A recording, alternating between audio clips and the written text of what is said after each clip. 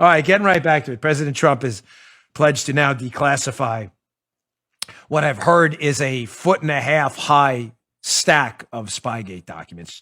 Just the news. John Solomon, who's been all over this story from the beginning, has the story. Again, available in my show notes. Please subscribe to my email list. We added like 100,000 new names. We had an open rate the other day, by the way, of 96%, which is pretty amazing. Thank you. Bongino.com/newsletter. Please. Hard ask. I'm begging. Please. I don't know how long we'll be around. Be able to communicate with you. Trump's declassifying a trove of FBI memos exposing Christopher Steele's motivations and ties to impeachment witnesses. Once secret documents will show Steele told the FBI he leaked Russia collusion. He leaked the Russian collusion narrative. Let me just give you the big takeaways from what I'm relatively confident is going to come out today.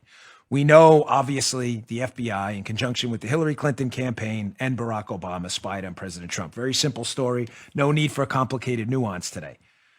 What I think are going to be the big takeaways today from this declassification, what you're going to hear on the news today is going to be this. John Solomon, and I'm going to add a couple of this too, from John Solomon's piece.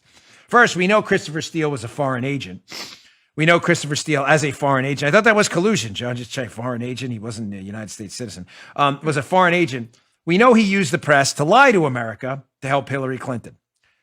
Here's just the news site from John Solomon.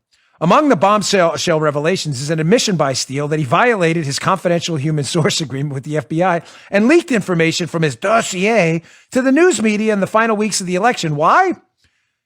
Because he wanted to counteract new revelations in the Hillary Clinton email scandal that were hurting her election efforts.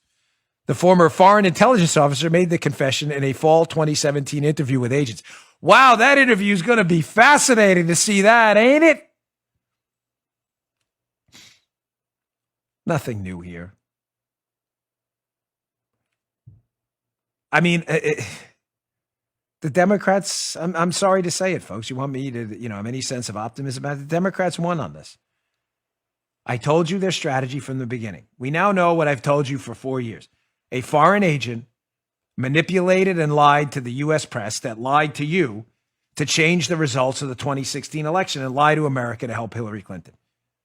And yet Donald Trump still won. And no one in the press seems to care about the biggest bombshell of all time because the Democrat strategy worked. Drip, drip, drip, drip, drip, wait to the end.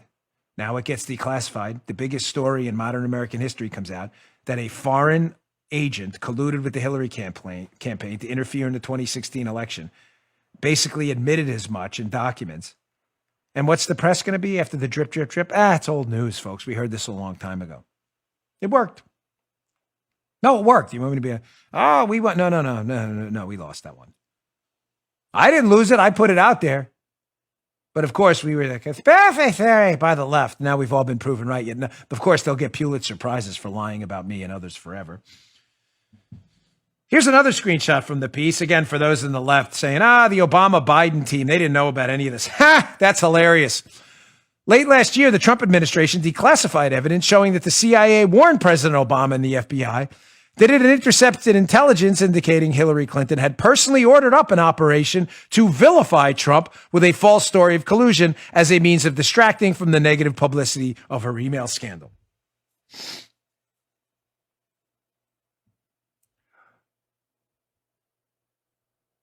So just to be, again, crystal clear,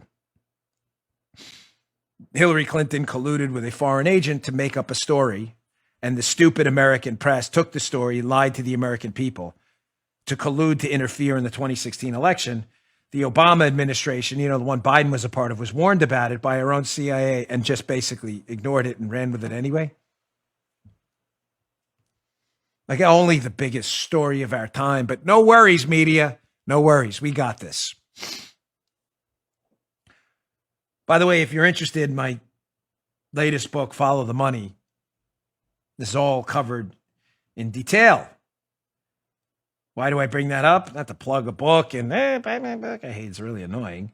But the details are in there. And one of the details I talk about, and the reason I talk about following the money and following the evidence trail is because one of the key assertions of the book, and the reason I wrote it, is to show you that the same people involved in the impeachment hoax, the first one, not the second impeachment hoax, the first impeachment hoax, were the same people involved in Spygate. So the people who spied on Donald Trump and were involved in the spying operation on Donald Trump, then tried to impeach Donald Trump on fake charges because they were afraid their spying would be exposed. Weird how I said that in the book and lay out that case pretty conclusively. Extensive footnoting. Weird how he said that. No one in the media seemed to pay attention. Why am I bringing that up now? Because, folks, one of the allegations I'm hearing is going to come out today as well is Fiona Hill. Oh, remember Fiona Hill? She testified at the impeachment hearing as one of these national security officials, the serious people. We're all idiots. Fiona Hill was involved in the whole Russia portfolio and everything. I'm hearing it's going to come out that it was Fiona Hill who connected Christopher Steele, you know, the foreign spy, to the primary subsource he said he got his information from, this, you know, the info about the PP tape and stuff. What was a U.S. government official or someone working at the Brookings Institute? What were they doing there, connecting people to a foreign spy who was making up allegations and lying to the press, and then testifying later in the impeachment hearing? Yeah, I don't know too much about that stuff. I just remember Steele from our time together working in the bureaucratic channels. That's really strange how she just appeared at that impeachment thing, isn't it? Let me tell you what else I'm hearing is going to come out. The role of Stefan Halper, who I've only told you for 4 years now, the key scandal in this, the FBI spy who was working with the FBI, spying on the Trump team, that Stefan Halper received payments from the Office of Net Assessments. That's a government office in the Pentagon, which means by default it's funded by you. That Stefan Halper's payments were via your tax dollars. He was paid from 2012 to March of 2018, over $1 million. What was he paid for? Wouldn't it be really weird if your tax dollars, really strange, financed a spying operation on Donald Trump? That would be really strange. Of course, if you're a regular listener, that's old news. And again, in case you think, you know, in my book and all that, oh my gosh, it's all conspiracy theories, Dan, you're crazy. Apparently not. I don't know if I've showed you this yet, if I have on the show before, but I'll show you now.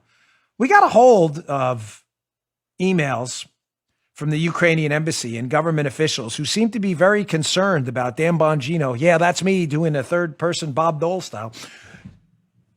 We had people in the United States government, as I started to write my book, Spygate, Exonerated, and Follow the Money, who seemed to be very concerned about my reporting. Why? I thought it was a conspiracy. I thought it wasn't worth paying any attention. It was all lies.